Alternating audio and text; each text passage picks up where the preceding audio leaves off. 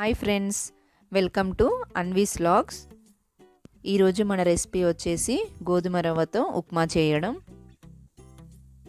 First ఒక కడాయి తీసుకొని అందులో ఆయిల్ వేసి ఆయిల్ హీట్ అయిన తర్వాత 1 స్పూన్ జీలకర్ర, 1 స్పూన్ ఆవాలు వేసుకోవాలి.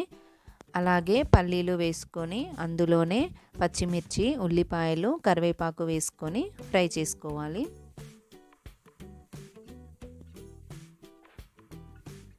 తర్వాత క్యారెట్ ముక్కలు యాడ్ చేసుకొని రుచికి సరిపడా సాల్ట్ వేసుకొని ఒకసారి కలుపుకోవాలి.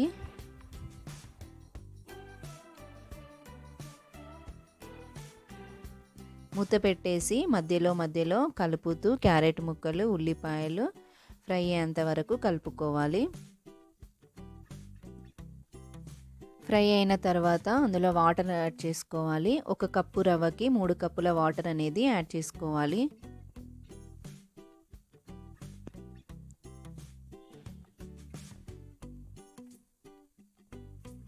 వాటర్ బాయిల్ అయిన తర్వాత రవ్వ వేసుకుంటూ కలుపుకోవాలి. లో ఫ్లేమ్లో పెట్టి ఉడికించుకోవాలి.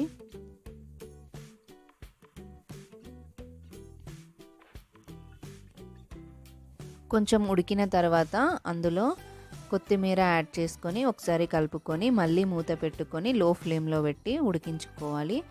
ఉప్మా అనేది పొడి పొడిగా అయ్యేంత వరకు ఉంచుకోవాలి.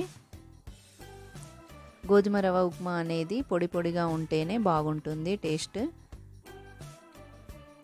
అంతే అండి, అయిపోయింది.